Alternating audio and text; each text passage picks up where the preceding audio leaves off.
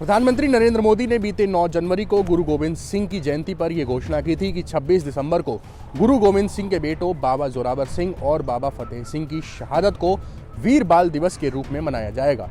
दिल्ली के major Dhyanchand stadium में वीर बाल दिवस के पहले मौके पर पहुंचे सिख श्रद्धालुओं को पीएम मोदी ने संबोधित किया। वीर बाल दिवस हमें याद दिलाएगा कि शौर्य की पराकाष्ठा के समय कम आयु मायने नहीं रखती। वीर बाल दिवस हमें याद दिलाएगा कि 10 गुरुओं का योगदान क्या है, देश के स्वाभिमान के लिए सिख परंपरा का बलिदान क्या है। ये वीर साहबजादे किसी धमकी से डरे नहीं, किसी के सामने झुके नहीं। जोरावर सिंह साहब और फतेह सिंह साहब दोनों को दीवार में जिंदा चुनवा दिया गया। एक और नृशंसता ने अपनी सभी सीमाएं तोड़ दी, तो दूसरी ओर धैर्य, शौर्य, पराक्रम के भी सभी प्रतिमान टूट गए। साहिबजादा अजीत सिंह और साहिबजादा जुझार सिंह ने भी बहादुरी की वो मिसाल कायम की जो सदियों को प्रेरणा दे रही है। हम आपको आज ये बताएंगे कि वीर बाल दिवस क्यों मनाया जा रहा है, कैसे गुरु गोविंद सिंह ने पहले अपने 2 बेटों को खुद अपने हाथों से सजाकर युद्ध में भेजा था, जो कि मुगलों के खिलाफ अपना शौर्य दिखाते हुए युद्ध मैदान में वीरगति को प्राप्त हुए थे। इसके बाद कैसे नवाब ने गुरु गोविंद सिंह के छोटे बेटों को कैद किया और फिर जिंदा दीवार में चिनवा दिया। सिखों का इतिहास वैसे तो वीरता, शौर्य और शहादतों से भरा हुआ है। इसी इतिहास का एक दर्दनाक लेकिन सीने को गर्व से फुला देने वाला वाकया है, जिसे आज हम वीर बाल दिवस के नाम से जान रहे हैं। चलिए शुरू करते हैं। सिखों के 10वें गुरु गोविंद सिंह जी के परिवार की शहादत को आज भी इतिहास के सबसे बड़ी शहादतों में माना जाता है।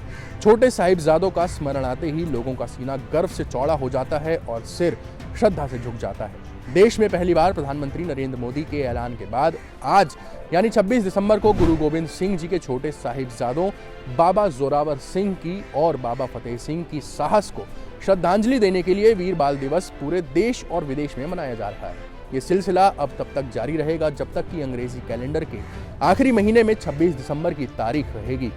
पंजाब के श्री फतेहगढ़ साहिब में वो गुरुद्वारा आज भी उसी जगह पर है जहां गुरु गोविंद सिंह के साहिबजादों ने आखिरी सांसें ली थी।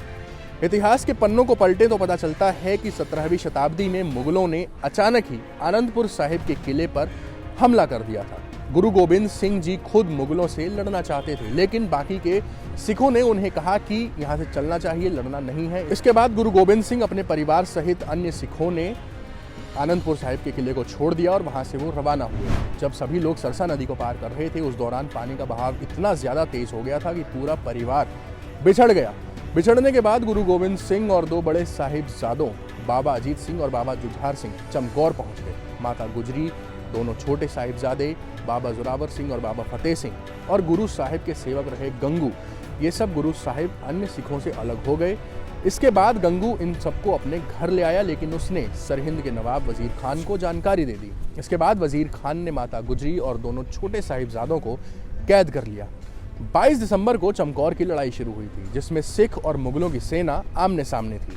मुगल बड़ी संख्या में थे, लेकिन सिख कुछ ही संख्या में थे। गुरु गोविंद सिंह जी ने सिखों में हौसला भरा और युद्ध में डटकर सामना करने के लिए कहा। यह युद्ध अगले दिन तक चलता रहा।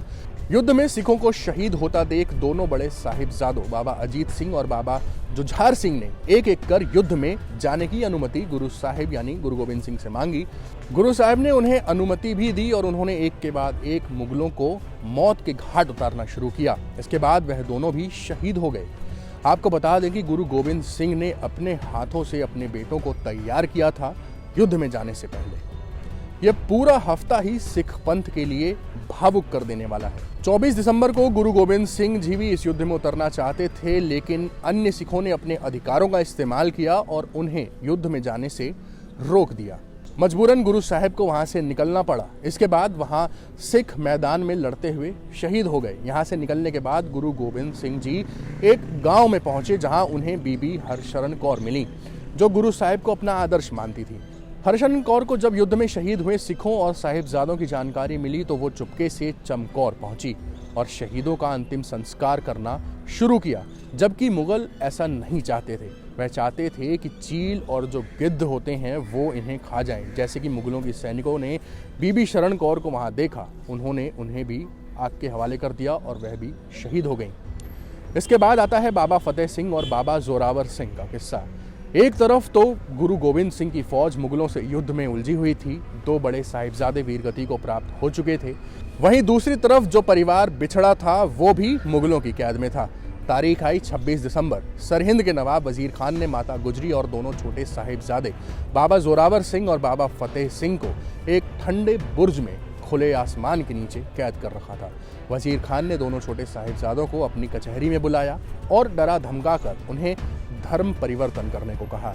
लेकिन दोनों साहिबजादों ने जो बोले सोनिहाल सत श्री अकाल के नारे जोरदार तरीके से लगाए और धर्म परिवर्तन करने से बिल्कुल मना कर दिया।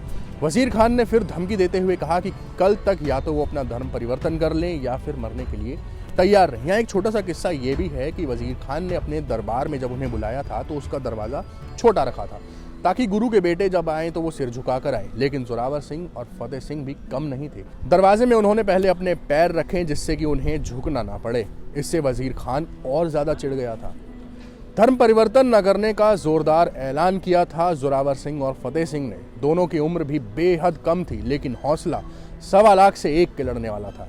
कहते हैं कि अगले दिन ठंडे बुर्ज में कैद माता गुजरी ने दोनों साहिबजादों को बेहद प्यार से अपने हाथों से तैयार किया।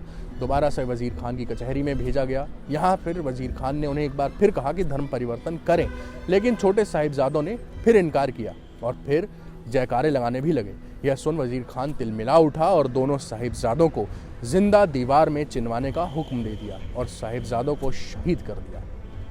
यह खबर जैसे ही दादी माता गुजरी के पास पहुंची, उन्होंने भी अपने प्राण त्याग दिए।